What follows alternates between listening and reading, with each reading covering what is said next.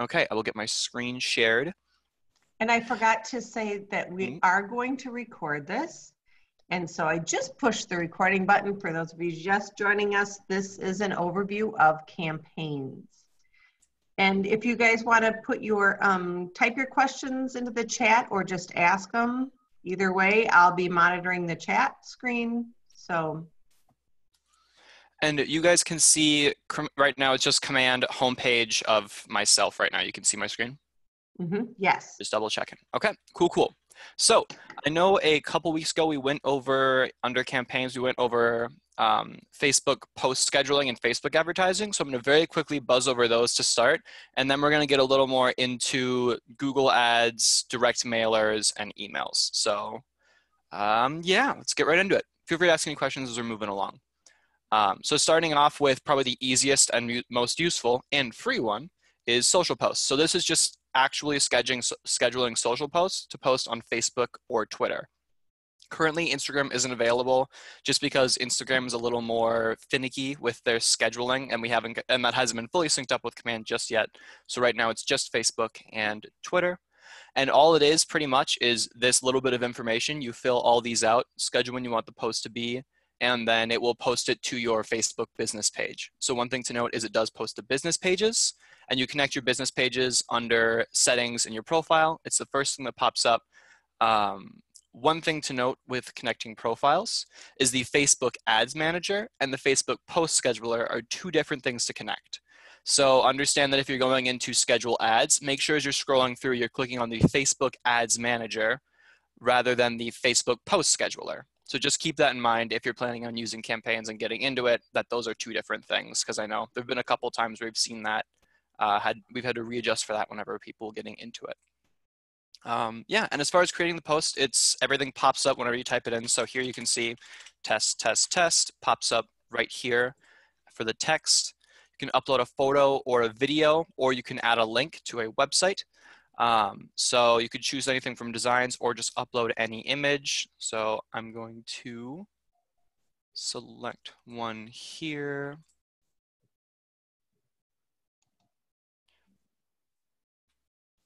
Just a random picture I have on my computer. Feel free to ignore it. And then DBA logo also gets updated. So right now this automatically syndicates the little KW that I think I've uploaded at some point in the past. So you can replace it with the actual DBA logo and then position on the bottom left or bottom right. And then you just pick when you want to schedule it. So you can schedule it for whenever or publish immediately. So I want to post this on Monday at 8 a.m. And then we'll post to your business page at 8 a.m. on the Jacob Knutson Real Estate one. This is exactly how it's going to look. And it will just look like this, super simple. It just makes it as like a regular post on your business page. Nothing fancy there, just nice and simple post scheduler. And the other good thing about the post scheduler is if we go back to social posts, if you go to campaigns right here and then go to social posts, here you can see what posts you have scheduled. And you can either view this for a weekly view or a monthly view. So you can get a good overview of what your posts are over the coming days and make sure you have a good spread of posts happening however many times a week that you'd like, twice a week, 3 times a week, and you can just make sure you have all that content filled out or move things around as you need. Amy, you have a question? Yeah, can you tag people when you do it through here? My initial answer would be no, I don't think so. Okay. Wendy, do you know anything about that or no? You're muted. I don't know anything about it. That's a great question. Yeah. I'll just try it and see if it works, and if it doesn't, it doesn't. Sure. The nice feature about this is that if you sat down and mapped out, you know, like Thursdays when you schedule your open houses, you're going to put all your open house posts in there, and Mondays you schedule for, you know, today is National Cream Cheese Muffin Day, you know, or whatever it is. You can sit down and just take an afternoon and do all your post scheduling for the month in one go. So it really allows you to be strategic and make good use of your time. Yeah. And then Colleen had a question in chat. How do we ensure we're posting to our business plan rather than our personal, you can only post to business pages with the Facebook scheduler. So it's always going to link to your business page. So you don't need to worry about that. It can't even post to your personal. So that is definitely not going to be an issue, but a very good question nonetheless. Okay, that's pretty much everything for post scheduling. Moving on to social ads. So this would be Facebook ads, Instagram ads, or Twitter ads. You would start a campaign here. I would always recommend choosing advertising listings. This does affect the way that it syndicates and who sees it essentially with advertising. So choosing advertising listings is the best way to get people to see it who are going to do business. Assuming your intention is to get business, then you want to generally click attract listing. You know, click whichever one works best, but this is your most used case. And then choose where you want the campaign to run, Facebook, Instagram, or Twitter. And it is pretty similar to the Facebook post scheduler. Here you can enter in a listing if you want some information to autofill from any listings in KWLS, or you can just enter it manually and click out of this. And it's pretty similar to the Facebook post scheduler. You just enter in all the text and it appears on the side. And you can just see where it's popping in over there. One thing to note is Facebook has had an update recently where it does display links that appear. So right here, you can see this is all the ad text, and I save that. Moving on to add media. Right here, this link is wherever your Facebook ad is going to be linking, which I believe is under Facebook ads. So right here, you can see enter destination URL. That's going to be popping up on your ad. So if you have a really long link that you're linking people to, what I would recommend is using a URL shortener. Something like Bitly is a great option if you Google what Bitly is, and that way it'll just be bit.ly/ whatever you end up changing it to. So Keller Williams, Jacob Knutson Real Estate, things like that. Then you can link to things that have a longer link while still having it display a little shorter. And that's just a change that Facebook has put in the recent past couple of weeks, probably to avoid things like fraud and bad websites and things like that. So just something to account for when you're making your ad. Yeah, just I know that's something I've gotten a couple of questions about, so I wanted to address that. So that's all the ad text. Moving on to ad media, you'll add the images or videos you want to attach here. And of course, the images come with the DBA logo as well. So you can just add an image. Once you have that all added, you'll just hit save. And then under Facebook ad options, this is where you choose the page you want to post it to. So the account and then the page is my business page. Facebook lead generation form versus a site or landing page. The Facebook lead generation forms means when they click this learn more button here, which will pop up just like a post on their feed. That will take them directly into a form that Facebook makes that just says, put in your information. And that information will create a contacting command. So it'll just say phone, name, phone number, email, and they'll hit submit.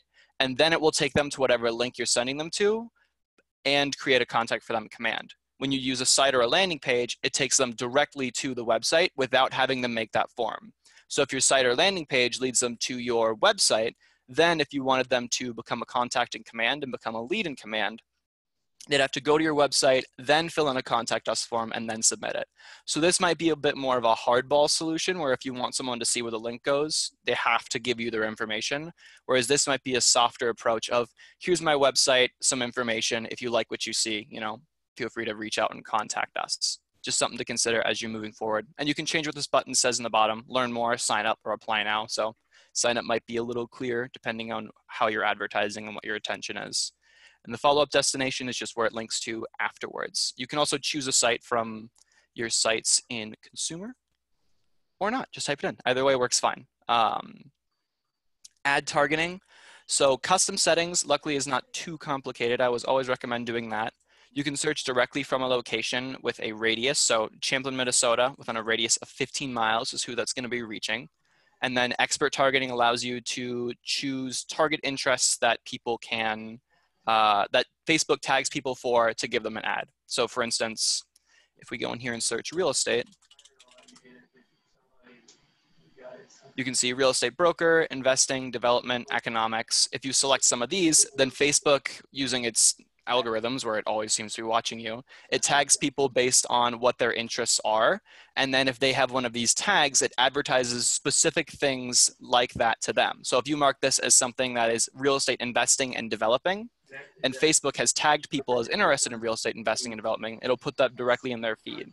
So that's one of the great things about Facebook Facebook ads is they reach a really strong market, and they reach people who are really interested.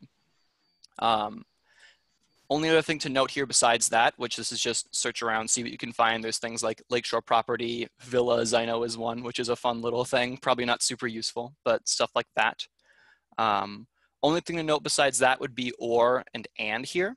So and means they have to be marked for all of them. So this would mean someone has to be tagged for real estate investing and development, where or means it could be one or two or multiple of any of them. So and is if you want a very specific demographic, which means don't select like more than two. I would even be caught wary of selecting 3 things here, because the odds of someone being tagged for real estate economics, development, and investing is probably lower, but being tagged for any of them means you reach an audience of people who are still interested, but aren't very, very specifically tagged. So I would typically recommend or unless you're looking for something very specific. Yeah, and then you save your selection here. Again, this whole expert targeting thing is optional as well. And once you have that all filled in, hit save, which I'm missing a URL, but it's easy. Fun.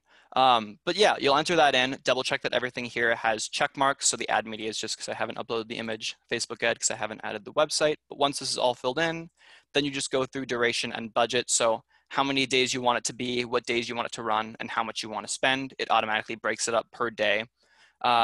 Most places I've seen recommend doing it for at least a week or 10 days. That way the ad Facebook's algorithms get a chance to look at the ad and how it's performing. And then in the latter half of it, they get a better idea of who it's reaching and how to do it better, just through their magic, for lack of a better word. And then as it gets later on, once it gets more understanding, it starts to perform better. On the other side of that, don't have an ad that goes for more than 3 weeks, I think is a number that gets thrown around, because then it starts to get stale and stops getting as useful to advertise. So breaking it up into short chunks of ads, if you're looking to advertise at a high level, is probably the best way to do that. And that is Facebook ads. Okay. Any questions? I know I'm going kind of quick because we got a lot to cover, but anything else anyone wants to ask real quick? Anything? Okay, looking good. All right. Now on to the newer stuff. So search ads with Google. This is a paid ad that appears with Google. Same thing as before. Choose your best of here, set up the campaign. So what this is it's these sponsored ads that you see on Google right here. It's these ones with the 2 bars and it just says ad right on top. So right here I Googled real estate agent Minnesota, find best Minnesota agents, top real estate agents, get a list of agents near you, search by zip code, compare top MN agents, all that kind of stuff. This is where you're going to be appearing, and the keywords you put in the ad will choose how Google makes you appear. So if your keywords are Lakeshore, it's Lakeshore, Minnetonka, Plymouth, real estate, all that kind of stuff, then when people search Plymouth real estate agent, it'll be, Jacob Knutson, #1 Plymouth real estate agent. Hi, I've been an agent for X amount of years and I love doing business in Plymouth. I've lived here 20 years. I know this area like the back of my hand. Feel free to give me a call for any real estate questions, needs, concerns, and for a free CMA on your home, something like that. And you'll just enter in the information here, just like anything else. One thing to note about the setup with this is it's the same process going under settings and then connecting the Google AdWords account. Most of the setup is done on the Google AdWords side, and I know Google has some resources with that. It is a Google AdWords account for anyone who's looking to make that. And another thing to note with that is payment is handled on Google's side. So with Command, if you create a campaign and then cancel it, the money stays in your campaign's budget. So that way you can use it on a different ad later after it's been charged. With Google, that is not the case. They do all the payment processing on their end. So be aware of that as you're running ads with Google Ads, and make sure you're ready to go whenever you send it. That way you don't accidentally miss anything and nothing gets confused there. And yeah, all it is entering in all of this information, choosing a website that it links to. So that one. And then display paths are just the things after the URL. So you won't really need to worry about these unless you're linking someone somewhere super specific, but you can also just type them in up here. Description is just the text underneath here. And then keywords are what people are going to be searching for. So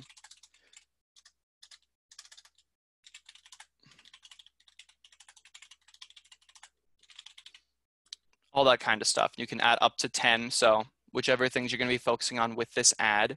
And then with Google, you can also target a little more specifically with some ads. So you can target by location, of course. So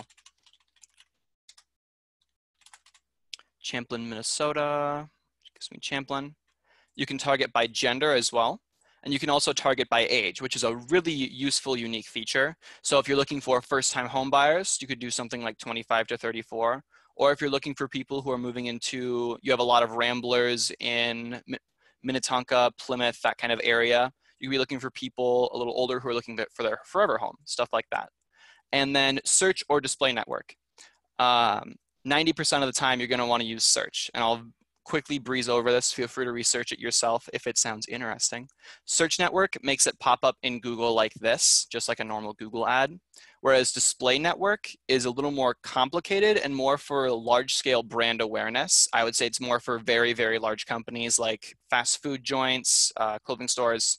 We have the option because we're syndicated, but I don't think it would be the best choice for us, because what it does is it advertises out to other websites in something called the Google Display Network, the GDN. It's huge, it's really expansive, it catches 90% of people on the internet, and it's like a normal ad that pops up on the side of websites.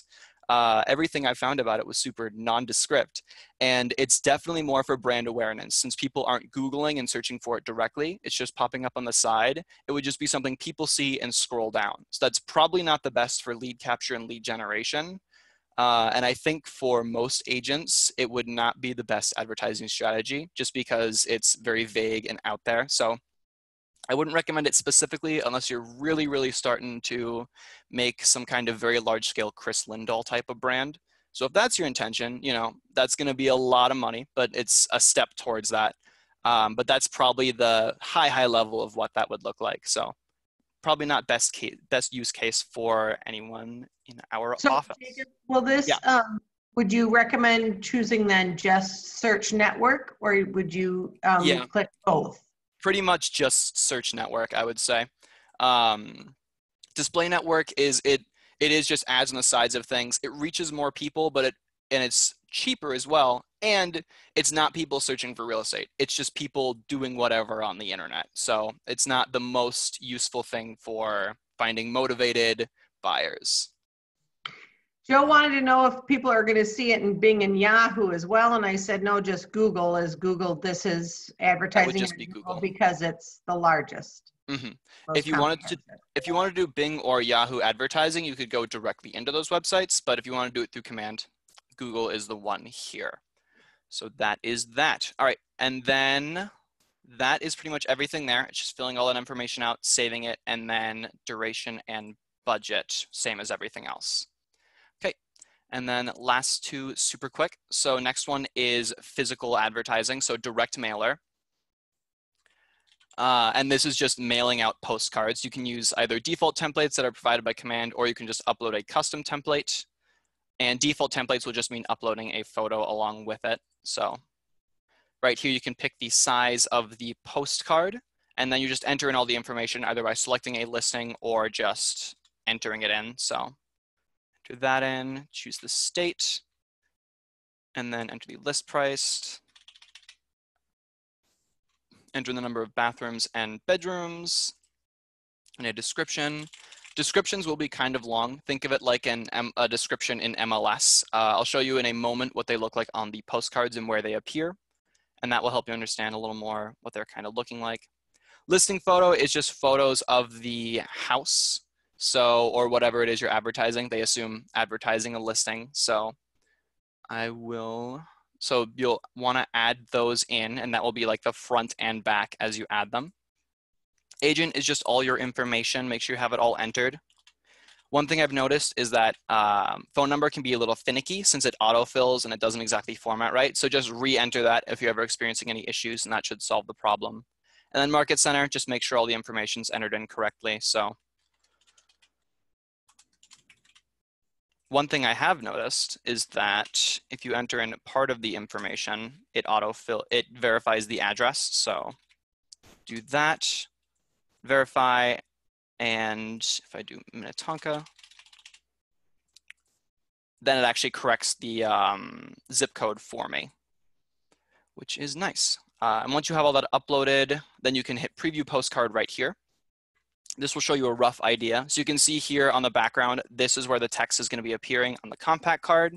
And it's just going to look like the image here in this white space, and then this red bar at the bottom. And on the back, you could replace the image back here. And yeah, and you can design that in Designs, of course, and upload it into here. And it's the same with all the other templates. So default template just looks a little bit different. And like I said before, you can choose the option in the beginning to upload your own rather than do this, which totally works as well. And the really cool thing about this is, before the cool thing, QR code. So this is QR code which you can use to track that people can scan, and it sends them to a landing page. So you can pick the agent site homepage, and when they scan this QR code, it will send them to the website. So if that's something you're interested in, I know QR codes tend to attract people's eyes. But obviously not a necessity, just depends on how you like to advertise. And now the cool thing, which I'll need to add photos for now that I think about it. Let's see if I can actually upload high enough resolution pictures, or if I have any listing pictures here. I know I do.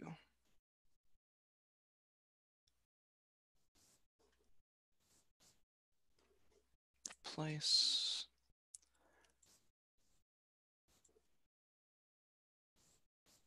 Perfect. Now that I have that selected, when you head to configure targeting, which confirm you want to create the campaign, this isn't charging or anything yet. There's another confirmation after that. You can make some very, very specific targeting here, which is one of the best things about physical mailing, is you can just draw an area you want to mail to and then provide some specific statistics, and it'll pull those houses for you. So right here, Polygon targeting tool. Say I want to target everything south of the river and north of 610, going to about here. It automatically selects homes in that area, which I selected a big area, so it'll take a sec to load. And if you select a big area, it might not be homes because it's large. And then you can market based on certain stats. So say you want to market to people who are looking to upgrade to a bigger house. You could search by people with 2K or less square footage, or a little under, and only 2 bedrooms. You can also search by last year sold. So if you don't want to market to anyone who sold in the past 4 years or past 3 years, you can knock that off. And you can also search by year built and sold price.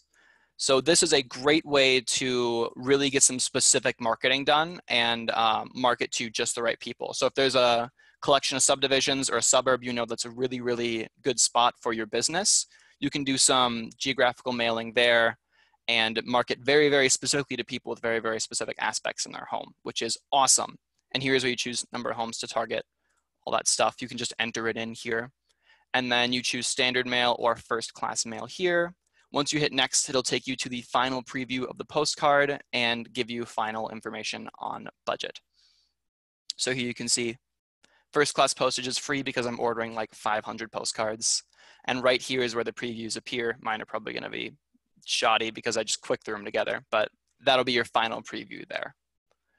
And yeah, that's pretty much everything with direct mail. In Facebook ads, we can select photo for a listing, or does that have to be the front photo of a listing? You can select the photo for a listing. When you select a listing from the search thing, it'll give you all of the photos on the listing from either the MLS or KWLS, and you'll be able to pick which one you want to use. So you're not just restricted to that front one when you use that feature. Very good question again, Colleen. I like them. Keep throwing them at me. And this is what the postcard will look like. This is the final one. So for 5 minutes, not bad. Has the QR code there, postage indicator, all put together, and then just hit make a payment and it will be ordered. And right here, same day processing. So if you get it submitted before 3 p.m. on a business day, they'll start processing it that day, which is awesome. And they tend to get mailed in approximately 4 to 6 days. And once it gets submitted, there's a little more accurate estimate. But I mean, same day setup, 5-day delivery is definitely not bad for sometimes hundreds of postcards. So it's pretty good. And if you're looking to start some farming, geographical stuff, I would definitely recommend that as a feature. And Awesome. oh, Can you upload a email list? I mean, a mailing list? that So I if you wanted to send it to everybody in your, if you wanted to send it just sold to everybody in your database. I don't think so. I'm thinking through the process right now. Here, open this up, and we will go see. No, it looks like you have to sort by that specific thing. So this would be more targeted Right. for a geographical large-scale farming than for Sure. mailing lists and past clients, things like that. Got Yeah, it. good question. That would be a cool feature. I'm going to submit that to ideas later. In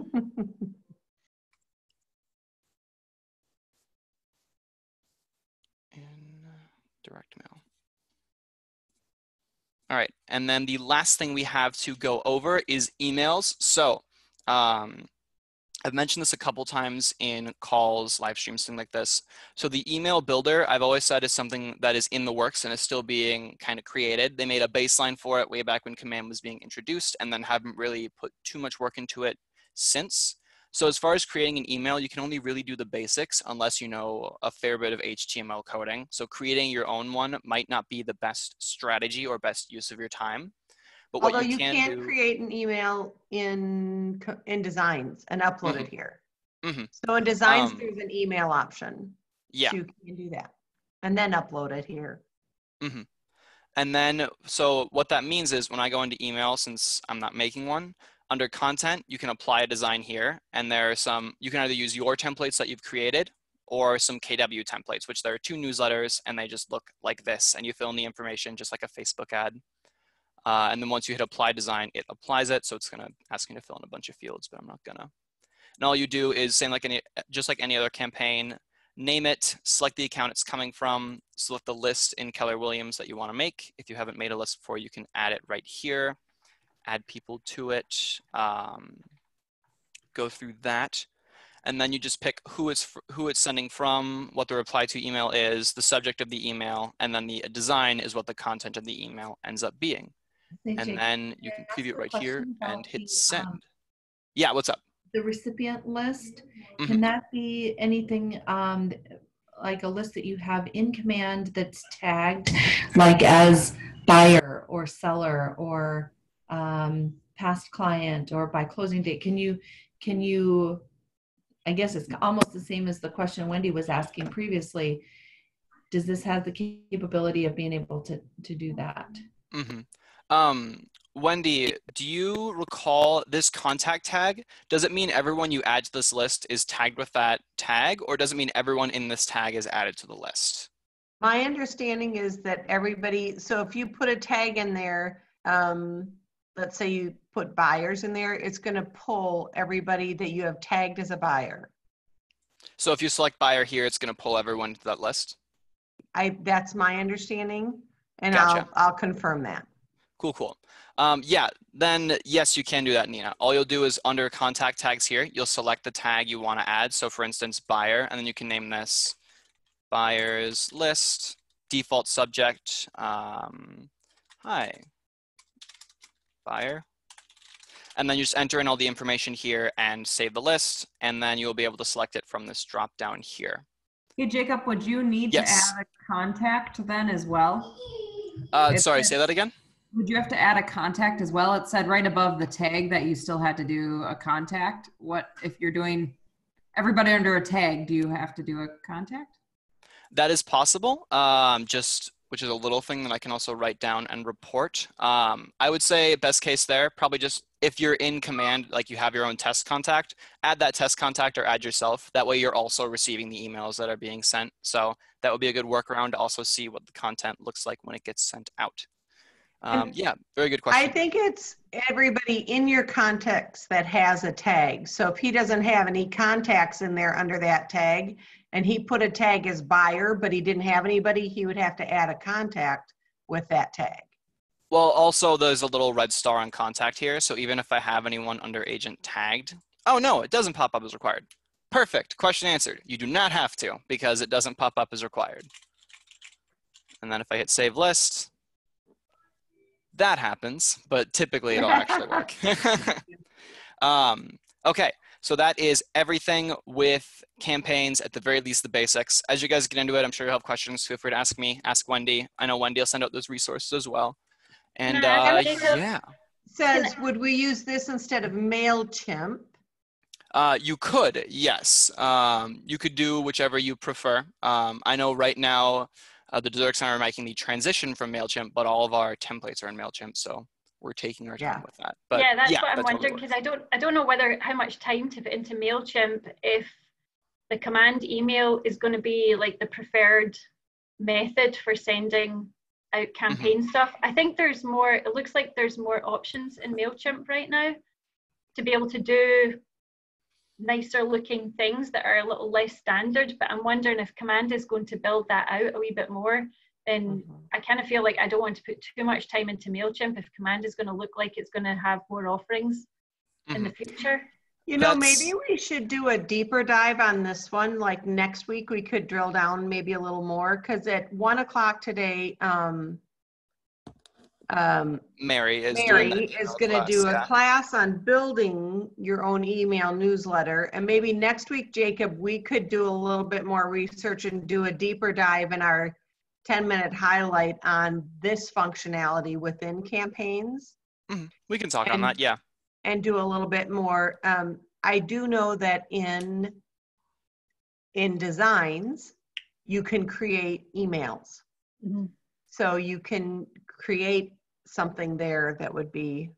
I've tried that a little bit. I put together kind of like a newsletter type thing. It's quite nice the way it works, but it was at the point where I wanted to email it out to people that I got stuck, because you have to either use the MailChimp or the KW email now, which I'm seeing it's prompting me to actually use that before the MailChimp. So that's why I'm concerned about the amount of time I'm putting into MailChimp. But I know that Mary prefers MailChimp, and I think that's probably how I don't know if she's going to use command or MailChimp to put together her thing this afternoon. I think she's mostly looking at, let's build out some meaningful content. Hers is mostly about how do you go about selecting content, so what you're sending is of value. And then, sorry, barking dog, mark it off on your bingo.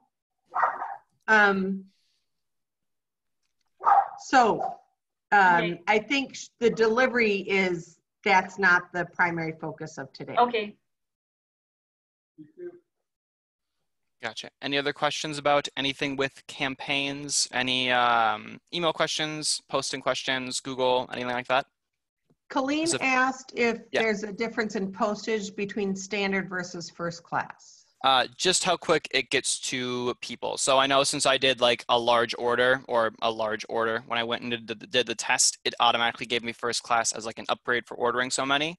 I would say it just is the difference of how fast it gets there. So with standard, it's going to take a little longer. When I did it the other day as a test, I think it said it was 7 to 14 days, whereas I just did it with first class and it said 5 to 7 days. So just changes how quickly things get sent. And it's a little more expensive to do first class, of course. Okay, if we have no other questions, then let's get moving on to the study hall portion and have questions about literally anything else. Anything anyone's been experiencing, anything they'd like to discuss, any glitches, issues, things they'd like to get some clarity on, anything like that? Yay! Silence is good. Resources for learning how to write good ad content? I can think of a couple. Wendy, I would say, Wendy, do you have any? And also Mary would be a good resource for that too, her class. You know, I've done some, because Colleen and I were working on, I was helping her write an ad this week. She wanted to do a, just sold in multiples, trying to get more listings in an area that was in high demand.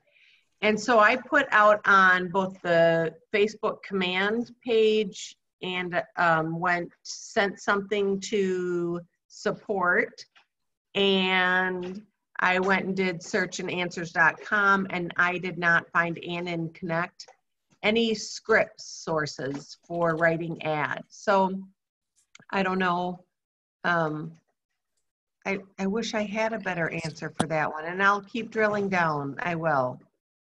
You know me, little dog on a bone here. I'll let you know what I find too. Thank you. For sure.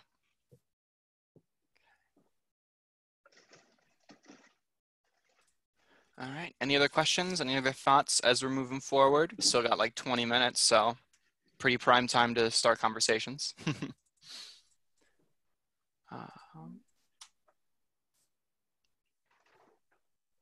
All right. Can you So talk now about this is- pie? Hey, sorry, say that again? Can you talk about pie? Like if there are other, I thought pie was something where we could, if we had PieSync. databases in different places, pie syncing. PieSync. Wendy, have you used PieSync before? I haven't used it. I did use before, PieSync. Do you have anything to say on that? Because I really don't. Well, show them where to find it, honey, since we're still Yeah. seeing your screen. Mm-hmm. And here was my experience with PieSync. I did PieSync and I synced it with my Google Contacts. And you can do one of three things. One is when you set up PieSync with any of the standard platforms that are in there. So it's going to show you all the different things that are in there. You can say you only want PieSync to sync it from that other program to command, or you want it to be two-way and you want to leave PieSync on so that whenever you're updating something in command, it syncs back to your other program. And whenever you update anything there, it's syncing back to command. Or you can have it just be from command to the other program. So those are your three options. When I did my Google Contacts, I had it be a both ways thing. And my contacts from Google that synced over to command were maybe a little different than the one I already had in command. So I ended up with a lot of duplicates. Then it would sync things back and forth, and it turned out to be a real mess. So I ended up scrapping my entire database and starting over again. I'll be honest. Same with eEdge. I have heard that when you tried to sync your contacts from eEdge into, and this was early on, mind you, when we first went to command, that when they did the PieSync with eEdge to command, that didn't pull the data quite right, and people ended up with a mess. So I don't know. I'm sure in some cases it works really great. Maybe play around with it. Is there a way to merge duplicates in command? Good question. There wasn't before, and I don't know if that's something that they've changed. Not that I know of. I haven't heard talk of anything like that at the moment. Yeah, as long as it's not a ton of duplicates, I mean, you can always search by first name, last name, stuff like that, and that'd be a great way to pull them up and then syndicate that way. But I don't believe we have a large scale feature for that at the moment. I'm gonna quick go through the updates, see if there's anything worth talking about.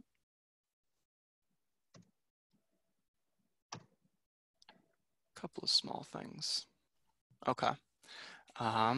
Yeah, any other questions, thoughts, concerns, stuff like that? Any wins? Any wins with command or technology recently? I'd love to hear those. Wendy helped me create my first ad. I was kind of excited. Heck yeah, super cool. That's great. And is it out there now, Colleen? It will be this afternoon. Awesome. Super good. It's a And great do you time know to how advertise. to view the leads? Not at all. I can show you that. Thank you. I figured as long as we're here, let's get after it, right? Yeah. So I know in campaigns, since I only have like the beginner's dashboard set up, I can't view leads from there. But if you go into contacts, filters, and then search by leads only, anyone who pops in through your ad will be marked as a lead. So I know at some point, like my mom filled out so that leads are pulled in from anything that they would fill out the contact us form. So your app, your website, any sort of advertising you do. So I think I sent my app or my website to her at some point and she filled that out, put all the information in. And the same thing will happen for other people and they'll just be marked as a lead. And I believe you'll also be able to view them from here under paid ads. there'll be leads captured right here. So if you click this button right next to leads captured, it'll pull open all the leads that are from that, which is good. And I have none, so it pulled up nothing. Yeah, and then if you head to paid ads, you can see how it's progressing, how long it's been going, how much each cost, how much the cost of everything is. So the metrics, I believe the information is right here, which is a lot of information, but if you're looking for any information on CPM, CPC, cost per lead capture, cost per click, cost per 1,000 impressions, I believe. This is just where you view all that information.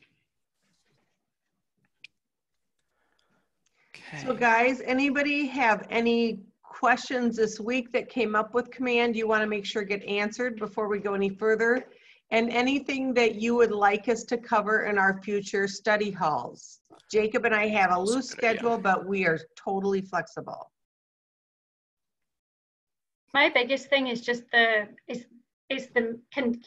the email to Command. That's like, and that's my biggest piece, because I feel like that's the bit where I enter all the problems. So it's trying to decide how much time I want to put into Command, email, and MailChimp. So that was, so if you go into that in more depth next week, that would be super helpful. Super cool. Okay. Who is it that's showing up as Bert here? B-E-R-T-E. Is that Joe? No. There, Mr. Ertel. Hey. Welcome. Thank you. I'm just going to email out some links to campaigns when we're done here. I wanted to make sure I had everybody there. Oh, and Miss Terry too. Super good. Yeah, and then as questions come up too, whenever there's things you need help on, any assistance, you know, feel free to email Wendy and I, as long as we're all at home. You know, we've got time to help out and answer questions. So I know my email's in the roster, as is Wendy's, and yeah, I'm always happy to help answer questions, whatever it may be, give you the resources you need. I want you guys to be as informed as you can. And as I always say, I talk to the regional tech guy every week. So I'm on the up and up as far as bug reports, fixes. If you're wondering if something's happening to a lot of people, I can ask. So it's a perfect avenue to kind of get communication at a higher level and get some more information from everyone in our region. So never be afraid. Don't hesitate. I am here to help you guys. And yeah. Awesome. If somebody, if I have a client and they're using their app and it's, and they're making a collection, how do I look up where their collection is? See, you should be able to do that through their contact in Command, which I'm wondering if I have any good contacts in here. Actually, I can pull it up in the Deserx. So I'm just going to pull up the Deserx thing, because I know I'm set up in theirs. And you know, I saw on the Command page last week was, yay, we finally got it syncing that you can see your client's likes in their contact card now. Mm-hmm. And I know, Colleen, you are still having issues. And you know, I'm wondering if it's going back to some of that other confusion about which market center you're with, and I don't know. Well, we got to figure that out. I'm sorry. Adopted redhead stepchild. Okay. Now I'm in the right account. So when you pull up someone's account, you'll be able to see all of the activity, emails you send out, things they do, stuff like that right here. And save searches is where they should be popping up for that. So I know in my app, because this is my account in my app in Alex's thing, Alex's CRM, I've set up my basic search and my better search so that I can see exactly what I'm searching for. You can go and you can't edit these right now because of course they create them as a consumer. But you can create them right here as well with specific information. And under timeline, you can see, you know, what they're liking, what they're looking at, all that kind of stuff, what neighborhoods they're subscribing to, and of course, adding neighborhoods right here as well. Does that answer your question? All make sense? Well, she said that she was saving collections. Is that different than saving a search?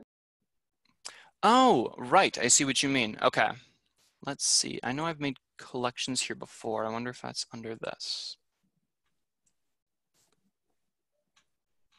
Let me pull up the app quick on my phone, take a look at that, see if I can see anything from there. So I guess I don't understand the difference activity, between what is a collection?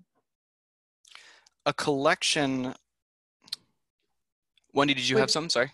I was just going to say, so sometimes, so if she had things that she liked and she saved them as Carmen, and if she had a spouse and he had things he liked and he saved them as Thor, then they would each have their own set of likes that you would see. You know what I'm saying? So it's a couple buying a house, but they'd each have their own collection of things that they had liked. Okay, so. And yes. under all activity, if you look at Jacob's carrot there that shows activity, click at the drop down, honey. Yeah. Carrot next to all activity. See where it says, scroll down, it'll say favorited listing. That's where you should be able to click and see what it is that she's liked. Yes, so collections are made up of favorited listings. So you'll be able to see when they favorite things here. Yeah, that was where my brain wasn't working. So collections are made up of favorited listings.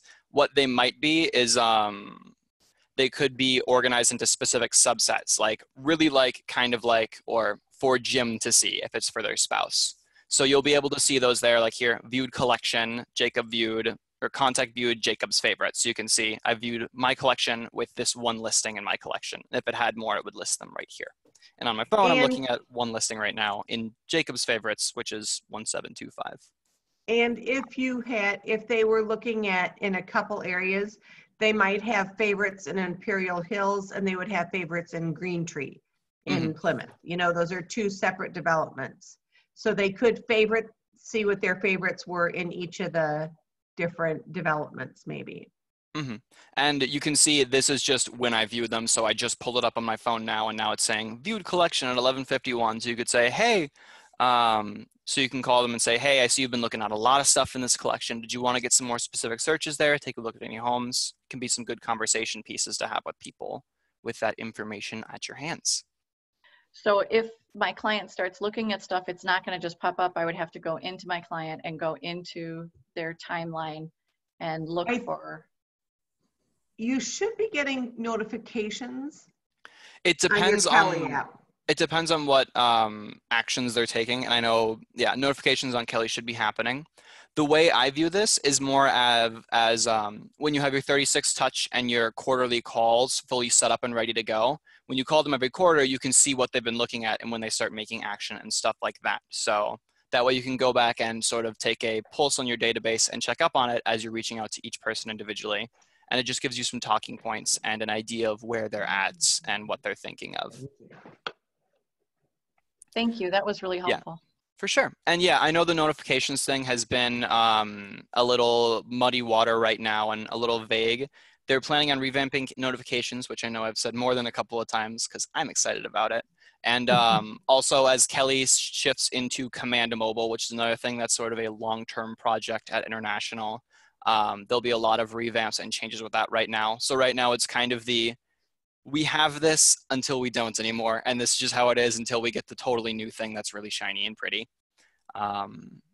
So yeah, I hope that provides some clarity. Is there any benefit to occasionally like taking the app off your phone and re-downloading it? Or should it be updating itself as we go? It should be updating itself. Are you referring to Kelly or the consumer app? I don't know. They should be updating themselves. I know every night, late at night, I look at my phone and it's like updating this, updating that every once in a while. You shouldn't need to uninstall and reinstall unless something is like specifically not working. Updates should be happening all on their own. You are the exception. Yeah. Jacob, I'm still having problems with the app on my phone. Kelly or the consumer app? Can you tell us the difference really quick again? Yeah, so Kelly is like command for your phone, and the consumer app is for consumers to look at houses. Think of it like the Zillow app, whereas Kelly is more of your accessing your CRM, your contacts, and your tasks on the go. So your Kelly app is your tool. Your KW app is your consumer-facing tool. Mm-hmm. And then, so Joe, which app was it for again? Sorry. we switched gears. When you tried to help me put the app on before the center closed, it was that app. So the consumer app. Okay. Yes. What difficulties are you facing? What's going on? It's not uploading like it's supposed to. And I don't know if I have to uninstall it again on my phone and use the code again to try to reinstall it again on my phone. So it's not uploading like contacts aren't syndicating. So, you know, when you create an account in the consumer app and then it creates a contact for that, you're just not seeing any updates in here. Correct. Interesting. Yeah, we should connect one-on-one on that after this call so I can look into it a little more specifically because that could be a lot of things. And I know we had this problem before when I started this originally. So, yeah, I know that was issues with the sharing the app, whereas this might be more of like an individual contact thing. But yeah, we should connect one-on-one on that for sure after the call if you'd like. And then we can look into that a little more, which would be awesome. Okay. And then Terry just, I think Wendy stepped away, but I think I can answer this. Terry just asked, thank you for doing this. Where do we find this recording again? It should be in the Facebook page under resources. You know what, actually, yeah, I'll go ahead and post. I'll post a link. And you know what, Paige will put, these recordings go to a cloud storage on Zoom. And it fills really fast. Oh, wow. So I had Paige download them and put them on our YouTube page. Oh, that's awesome. So I will let you know when we're done, so you can go back and reference that and go back to the points that.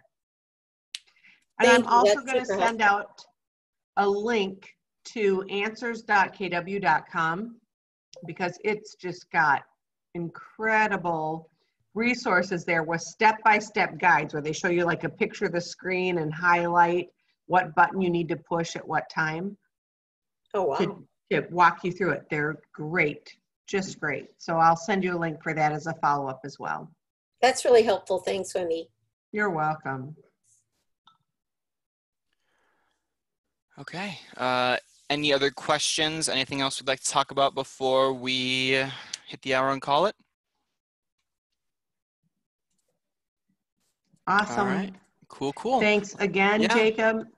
Thank you. Yeah, thank you all for coming. I hope this is proving to be valuable, and